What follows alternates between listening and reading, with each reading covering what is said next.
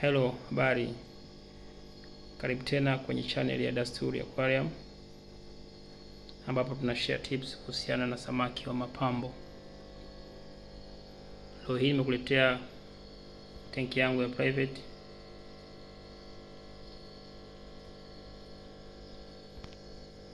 ambayo ina ukubwa ujazo wa lita 53 sawa sana galoni 14.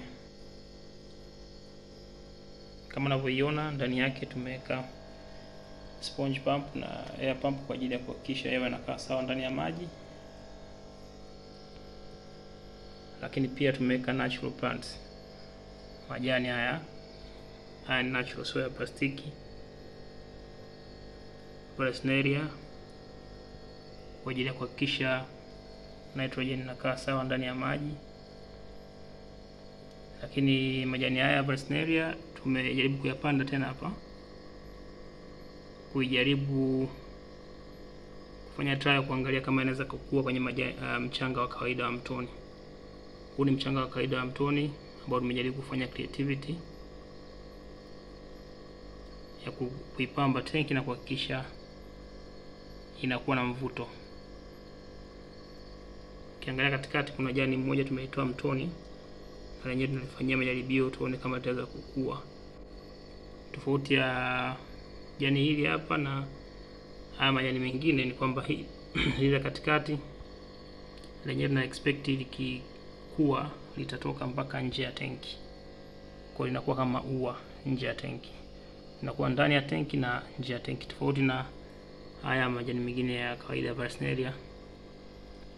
Haya yanakuwa ndani ya maji, hayatoki nje. Lakini pia kuna ferns hapo. Changamoto ya majani ya ferns, gold wanayatafuna sana. Ukiangalia tanki yetu tumeipamba pia na changarawe kubwa. Lakini pia pale kuna kokoto ambayo tumeiosha vizuri ili tanki yetu iweze kuleta mvuto kama ambavyo unaweza kuiona hapo.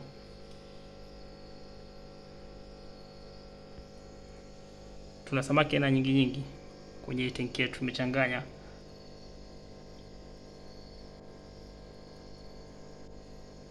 Hapa nina goldfish kiwaangalia.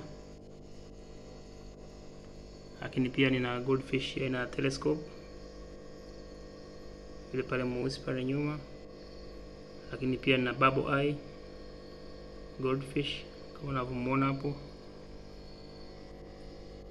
Pia tuna guppies,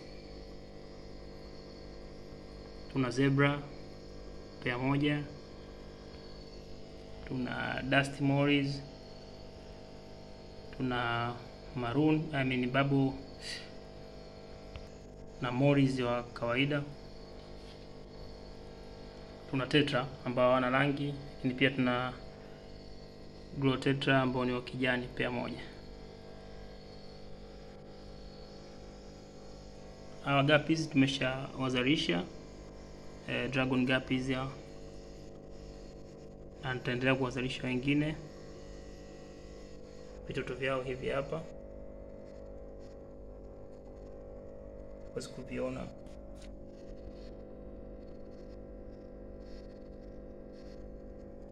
Lakini moris nao pia watoto wao hapo hapo unavyoona kwa mbali, ambao sasa hivi wana wiki 2.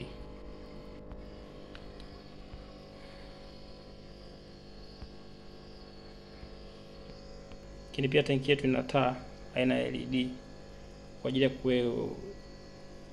kufanya ipendeze, lakini pia kwa ajili ya kuleta mwanga ndani ya tanki. Inasaidia pia ukuaji wa majani ambayo ni natural ndani ya tanki. Kutokana na majani kwenye mfumo wake inahitaji pia mwanga kwa kiasi. So stay tuned na account yetu ili uweze kuangalia hii trial yetu hapa pembeni ya mchanga wa mtoni, lakini na majani aina ya Valsneria, tuone kama yataweza kukua bila kutumia mbolea hizi za kisasa. nitaendelea kukupa updates.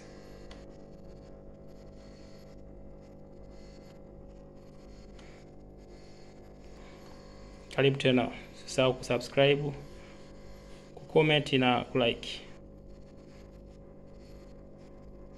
Bye.